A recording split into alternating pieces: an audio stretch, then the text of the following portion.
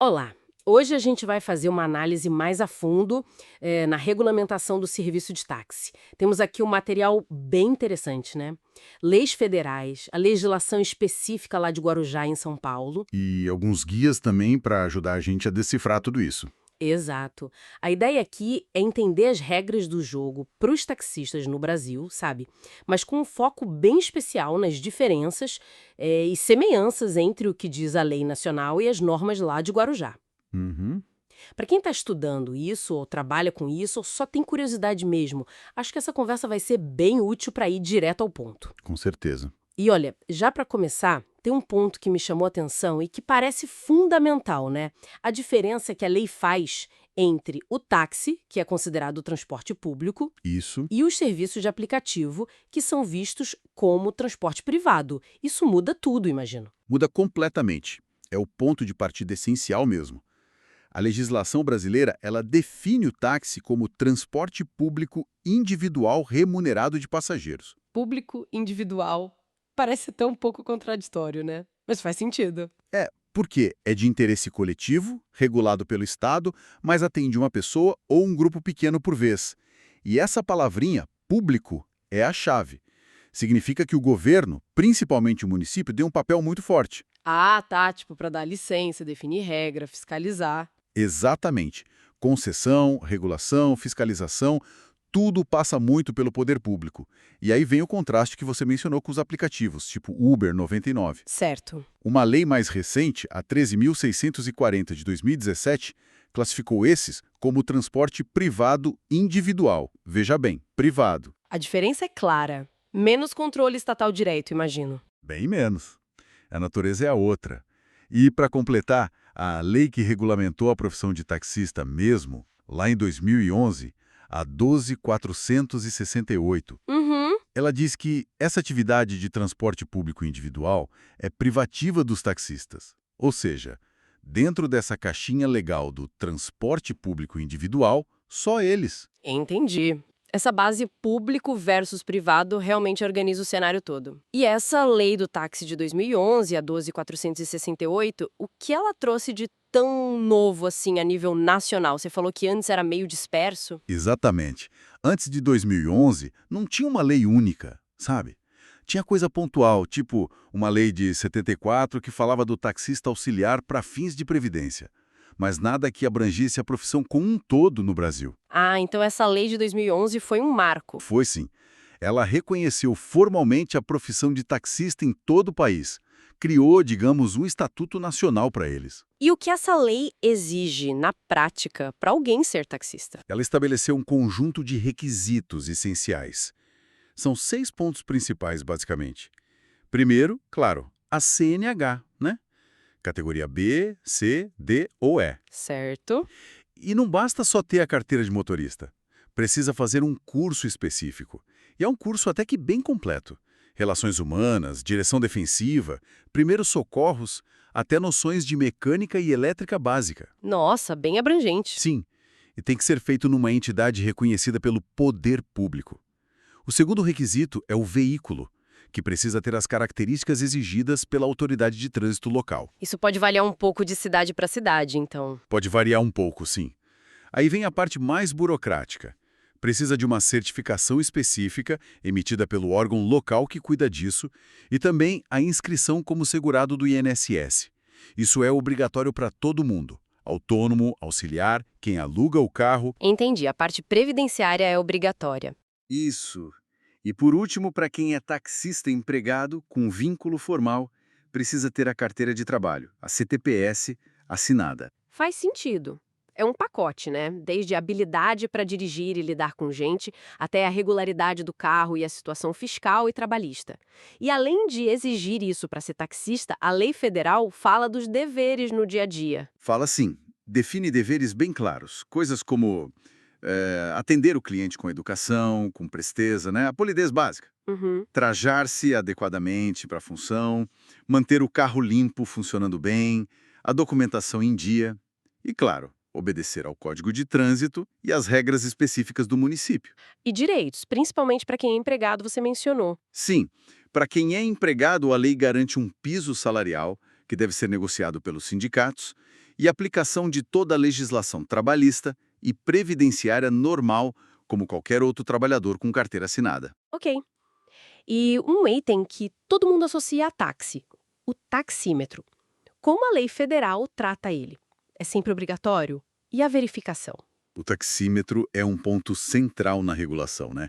A lei federal diz que ele é obrigatório em municípios com mais de 50 mil habitantes. Ah, então cidades menores podem não exigir. Podem não exigir, exatamente. Mas aqui, olha, tem um detalhe importante. Uma atualização que veio por medida provisória. Pelo que consta nas fontes, a MP 1305, que estava em vigor ali por meados de 2025. Certo. Ela mudou a frequência daquela verificação que o Inmetro faz, sabe? A aferição do aparelho. C, para ver se tá marcando certo. Era anual, não era? Era anual, mas com essa MP passou a ser bienal, a cada 2 anos. Isso é uma mudança relevante. Bom ficar atento porque muito material pode estar desatualizado nisso. Bienal, a cada 2 anos. Anotado. Boa informação. Essa mesma MP trouxe mais alguma coisa? Trouxe também uma isenção das taxas dessa verificação por 5 anos. Um alívio aí para os taxistas nesse ponto. Entendi. E a capacidade do carro? A lei federal limita quantos passageiros o táxi pode levar? Limita sim. Considera como serviço de táxi o transporte de, no máximo, 7 passageiros. Além do motorista, claro. 7 passageiros, ok. É bom guardar esse número, porque a gente vai ver que a regra local pode ser diferente disso. Imagina. E um último ponto sobre a lei federal, mais para quem estuda a fundo a legislação. Alguns artigos dessa lei 12.468 foram vetados lá atrás, quando ela foi aprovada. Ah, é? Quais? Os artigos 4º, 7º e do 10 ao 15. E também o parágrafo único do artigo 9º. É bom saber que esses trechos não valem, para não causar confusão na interpretação. Ótimo. Bem, esse cenário federal dá a moldura, né? Mas como você disse, o dia a dia mesmo é muito regulado pelo município, então vamos para Guarujá. Essa lei municipal, a 1092, é antiga, de 72, mas imagino que foi atualizada. Foi atualizada sim, e ela vai direto nos detalhes da operação na cidade. Primeiro, ela reforça que é um serviço de interesse público. Uhum. E diz que ninguém pode rodar sem autorização prévia e expressa da prefeitura. E essa autorização tem um nome específico lá: alvará de estacionamento. Alvará de estacionamento. É a licença para operar, então. Exatamente, é a licença que vincula aquele táxi a um ponto específico na cidade. E não é para sempre, não. Tem que renovar. Tem que renovar anualmente, todo ano. E para conseguir renovar, tem que estar em dia com os impostos municipais, cumprir todas as exigências da lei e, muito importante, o carro tem que passar numa vistoria anual. Ah, para garantir que os carros estão em ordem. Isso. Garante um padrão mínimo de segurança e conservação da frota que circula como táxi na cidade. Certo. Além do alvará, o carro em si. Você disse que a lei federal fala em até 7 passageiros. E em Guarujá? Tem diferença aí? Tem, e é uma diferença importante. Em Guarujá, a capacidade máxima permitida é de 6 passageiros. Sem contar o motorista, claro. 6. Um a menos que o limite federal. Curioso. Pois é, Guarujá optou por ser mais restritiva nesse ponto. Pode ser por N motivos, né? Tipo de veículo mais comum na cidade, adequação às ruas. Faz sentido. E tem mais alguma regra específica para o veículo lá? Tem outra bem marcante: a idade máxima do carro. A lei de Guarujá não permite que o veículo tenha mais de 15 anos de fabricação. 15 anos? 15 anos, contados na data em que a pessoa recebe a permissão ou na data da renovação anual do alvará. Nossa, 15 anos é um limite relativamente apertado para alguns padrões, né? A lei federal não fala nada sobre idade máxima. A lei federal não estabelece o limite de idade nacional. Isso fica a critério de cada município mesmo, e Guarujá fixou em 15 anos. Talvez para manter uma frota mais nova por questões de segurança ou até imagem turística da cidade, quem sabe? 6 passageiros e 15 anos de idade máxima. Anotado. São detalhes bem locais mesmo. E equipamento obrigatório, dentro ou fora do carro, além do taxímetro, claro. Além do taxímetro, que tem que estar aferido e lacrado direitinho, né? A lei de Guarujá exige a famosa caixa luminosa em cima do carro, com a palavra táxi. O luminoso. Isso. E dentro do carro, as tabelas com as tarifas têm que estar visíveis para o passageiro. Mas tem um detalhe em Guarujá que eu achei bem específico. Qual? O alvará de estacionamento, aquele documento que autoriza o táxi a operar, tem que ser afixado na parte interna do veículo em local visível ao passageiro. Ah, não basta o motorista ter o documento com ele. Tem que estar exposto. Exatamente. Tem que estar lá visível para quem entra no carro. Parece uma medida extra de transparência, né? Para facilitar a identificação e talvez até a fiscalização pelo próprio usuário. Interessante mesmo. Reforça a ideia do controle público e do direito à informação do passageiro. E os pontos de táxi? Como o Guarujá organiza onde os táxis podem parar? A lei de lá define duas categorias de pontos. Os pontos privativos, Privativos. são aqueles que só podem ser usados pelos táxis que têm o alvará específico para aquele ponto. É um grupo fechado, digamos. Entendi. E a outra categoria? São os pontos livres. Nesses, qualquer táxi licenciado em Guarujá pode parar, desde que tenha vaga, claro. Funciona mais na base do quem chegar primeiro. Ah, tá. Privativos e livres. E quem decide onde vai ter ponto, quantas vagas, se é privativo ou livre? A prefeitura. Total autonomia nisso. Pode criar ponto novo, acabar com o antigo, mudar de lugar, transformar um privativo em livre ou, ao contrário, aumentar ou diminuir o número de vagas. Tudo conforme o interesse público e a necessidade do serviço na visão da administração municipal. Entendi. E as tarifas? Quem define o preço da corrida em Guarujá? A prefeitura também. É competência exclusiva dela. A lei municipal até dá umas diretrizes de como calcular essa tarifa. Ah, é? O que ela diz? Diz que o cálculo tem que levar em conta os custos de operar o serviço, tipo combustível, manutenção, seguro, a remuneração do motorista, a depreciação do carro e também um lucro que seja considerado justo. Busca um equilíbrio, então. Exato. O objetivo declarado na lei é garantir a estabilidade financeira do serviço para que ele continue funcionando bem na cidade. Você falou bastante do alvará, que é a licença. E se um taxista quiser parar de trabalhar e passar essa licença para outra pessoa? É possível transferir o alvará em Guarujá? É possível, mas com regras bem amarradas para evitar, imagino, que vire só um negócio de compra e venda de licença. A regra geral é que o alvará é pessoal e intransferível. Mas tem exceção. Tem. A transferência é permitida, mas só depois de 1 ano que o taxista original esteja trabalhando efetivamente com aquele alvará. Se ele já trabalhava antes da lei, esse tempo conta. 1 ano de atividade. Isso, e tem uma condição bem restritiva. A transferência é sempre para o mesmo ponto de estacionamento de origem. Ah, não dá para pegar o alvará e ir para um ponto melhor, por exemplo? Não. Quem recebe o alvará transferido tem que continuar operando naquele ponto original e tem uma regra específica para caso de morte do titular. Se por algum motivo histórico ele tivesse mais de um alvará, o que hoje não pode mais, os herdeiros só podem ficar com um. Só um alvará por herança. E no ponto de origem daquele alvará específico que foi herdado. É tudo bem vinculado ao ponto. Entendi. Parece que a lei de Guarujá entra bastante no detalhe da conduta do motorista também, né? O que pode e o que não pode fazer. Entra muito. É bem detalhista, ela reforça aqueles deveres gerais que a gente já viu na lei federal. Tratar bem o passageiro, o público em geral, obedecer à fiscalização. O básico esperado. Sim, não recusar passageiros sem motivo justo. A lei até cita exemplos como embriaguez ou risco à segurança. Não mexer no taxímetro, não cobrar a mais, vestir-se adequadamente. Certo. Mas o que chama mais atenção são as proibições específicas que estão lá no artigo 23 da Lei de Guarujá. Algumas são, assim, bem particulares. Tipo o quê? Me dá um exemplo. Por exemplo, é proibido usar rádio ou outros aparelhos sonoros ou musicais no interior do veículo quando estiver transportando passageiros. Como assim? Proibido ligar o rádio com passageiro, música ambiente, notícia, nada? Pela letra da lei, parece que não. É uma regra bem curiosa, né? Talvez da época, para garantir silêncio, privacidade, evitar discussão sobre o que ouvir. Não sei ao certo a motivação original, mas está lá. Nossa, bem diferente dos dias de hoje. Que mais? Outra proibição explícita: fumar enquanto estiver transportando passageiros.